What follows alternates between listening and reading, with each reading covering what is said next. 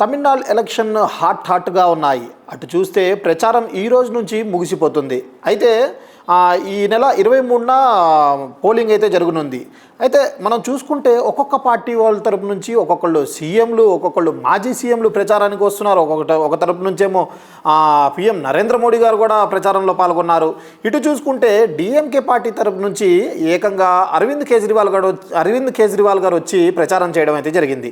ఇటు పక్కన ఎన్డీఏ కూటమి అన్నా డిఎంకే పార్టీ తరపు నుంచి చూసుకుంటే ప్రధాని నరేంద్ర మోడీ గారు, నారా చంద్రబాబు నాయుడు గారు ఆ ప్రచారంలో పాల్గొనడం అయితే జరిగింది. ఇటు పక్కన టీవీకే పార్టీ తరపు నుంచి ఎవరైతే ప్రచారంలో పాల్గొనలేదు, ఆయన సింగిల్గా ప్రచారం చేసుకున్నారు. అన్ని చోట్లకి వెళ్ళి ఆయనే స్వయంగా ప్రజలతో మాట్లాడి వాళ్ళతో మాట్లాడి మమేకమవుతున్నారు. అయితే టీవీకే పార్టీ అధినేత విజయ్ తలపతి గారు కూడా చెప్పడం అయితే జరిగింది, నాకు ఎవరితో నాకు సంబంధం వద్దు, నేను సింగిల్గా నుంచుంటాను, నేనే సింగిల్గా ప్రచారం చేసుకుంటాను అని చెప్పడం అయితే జరిగింది. అయితే రీసెంట్గా విజయ్ తలపతి గారి ఒక వీడియో అయితే వైరల్ అవుతుంది. ఆయన కులాలకు అతీతంగా ఆయన ఒక మసీద్కి వెళ్ళాడు, ఒక చర్చికి వెళ్ళాడు, ఒక గుడికి వెళ్ళాడు. అసలు ఆ వీడియో చూసి ఇప్పుడు అందరూ అసలు ఆశ్చర్యపోతున్నారు. కానీ మరి ఎవరు గెలవబోతున్నారు ఏంటి అనేది మరికొన్ని రోజుల్లోనే తెలియబోతుంది తమిళనాడు ఎలక్షన్లో.